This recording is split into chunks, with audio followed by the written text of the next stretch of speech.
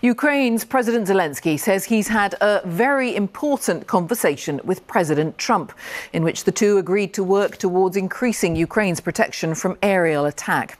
The phone call follows the biggest Russian drone and missile attack of the war. Ukraine says Moscow fired 550 drones and 11 missiles overnight. Rescue workers say one person died and 26 were injured.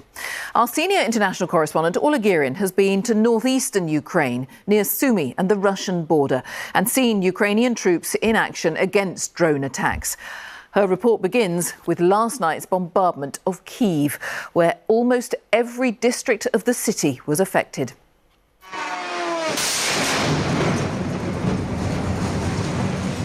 A night of terror in a capital under attack. The drones kept coming in the darkest hours. The largest such attack since the start of the war. It came just hours after Vladimir Putin put down the phone following a call with Donald Trump. Civilians forced to shelter underground from this waking nightmare. The Kremlin's message to Ukraine written in the dawn skies. No ceasefire in sight here. And no respite for Ukrainian troops trying to stop the drones.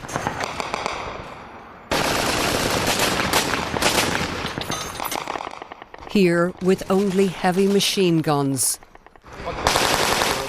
An unequal fight.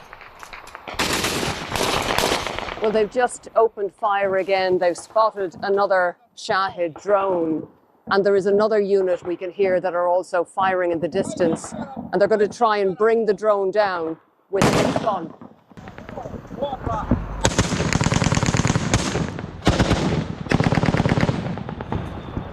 It's a nightly battle for this territorial defence brigade in the Sumy region bordering Russia.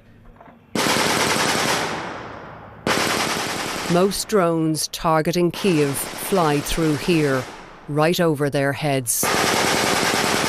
What's the feeling for you and for your team when you see the drones getting through? Well, it's not very good.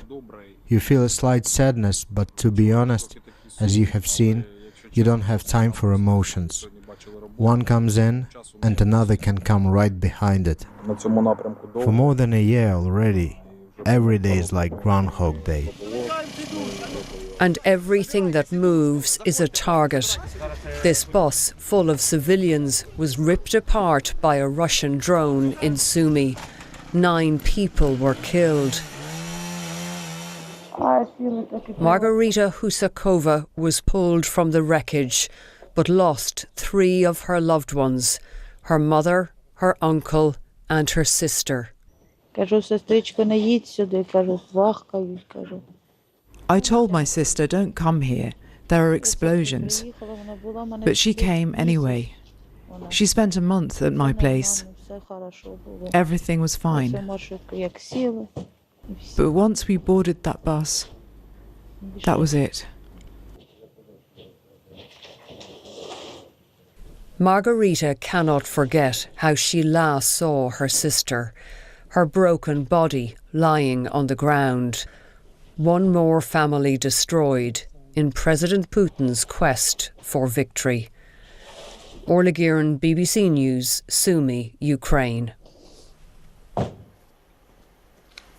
Well, as we mentioned, President Zelensky has spoken to US President Trump on the phone today. Let's get the very latest from Paul Adams, who's in Ukraine's capital tonight. What is happening right now where you are, Paul?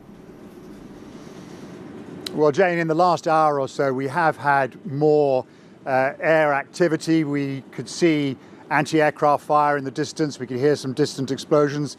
We don't know if we're in for another night like we had last night. Last night was one of the worst in the capital in recent months, certainly in terms of the sheer numbers of drones that flew in wave after wave throughout the night. All of this, of course, adds to President Zelensky's argument that this country needs more help in defending its skies. And that help seemed to be in jeopardy earlier this week when news came that the United States was suspending some of its arms deliveries to Ukraine. Now, as you say, President Zelensky and Donald Trump have spoken today. And after that meeting, President Zelensky said it had been an important and fruitful meeting, and that the two leaders had discussed ways to improve Ukraine's air defenses. We don't know exactly what that means. Possibly more Patriot air defense missiles from the United States, possibly help for Ukraine in finding them elsewhere. In the meantime, Ukraine's European allies are set to discuss the so-called coalition of the willing in the margins of an Anglo-French summit next week. They will be discussing all sorts of ways of bolstering Ukraine's defences. But of course, that coalition of the willing can only happen if and when there is a ceasefire on the ground here in Ukraine. And at the moment, all negotiations about a ceasefire seem to have come to a dead end.